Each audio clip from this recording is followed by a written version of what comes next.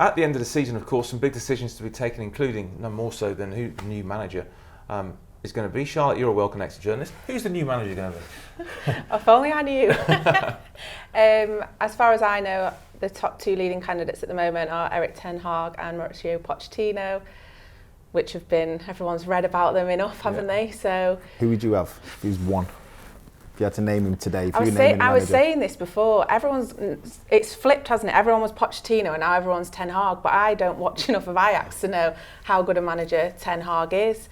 Obviously, people rate him, and I think the biggest thing is whoever comes in, they're going to be given their stamp, aren't they, to put on the game. They need to be the team. They need to be given money. They need to be backed, whoever it is. And I think no matter who it is, either one of them or someone else that we've not even spoken of, if they don't do that, then they're setting up to fail before they've even begun. So for me, I think that's more important than necessarily who that man is. Whoever it is they get, they're going to be a good manager, aren't they? You'd like to hope.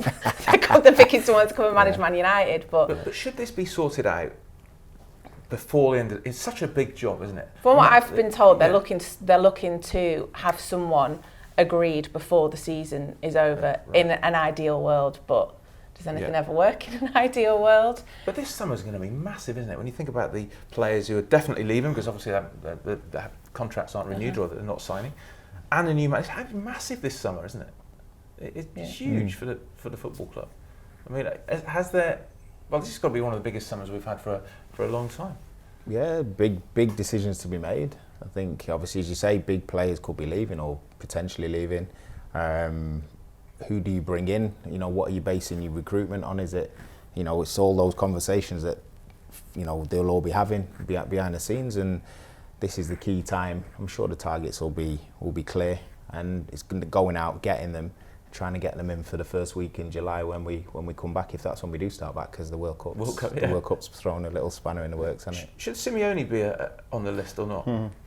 Actually, I'm not sure we'd like the way Simeone plays, but listen, he's a great manager. You know, he's got his team playing how he likes, exactly how you said, Charlotte. You know, he's gone in, that's how he plays. He's got all the players understanding that, and they win games by it. You know, whether that's ideal for Manchester United, I don't think it is, but at the same time, he is a class manager. Another one, Thomas Tuchel, obviously.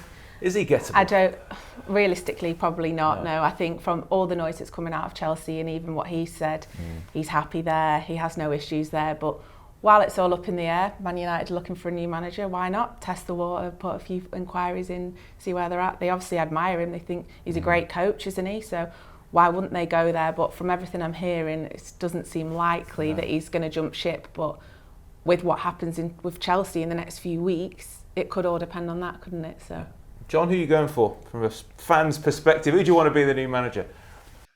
You know, one day I'm looking at Erik Ten Hag. I love that the lack of hair. I love the swagger, and I just think, oh man, that's the man I'm going for. And then one day I'm looking at Pochettino. Man, does he know how to rock that suit? I'm thinking, Pochettino is also delicious. That's a good pick too.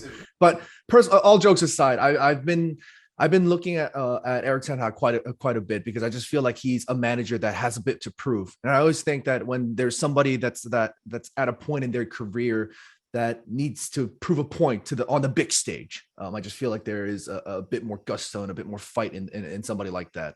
That's not to say Mauricio Pochettino has nothing to prove either. I mean, he's, with all due respect to Mauricio Pochettino, he's not one of the managers, albeit considered one of the better managers in our world of football today. He still has a point to prove in his own right as well. But I feel like every manager comes with a set of positives and negatives. And for me, as much as Mauricio Pochettino is known to be a very good manager when it comes to player management, he's always well received and well liked by his players.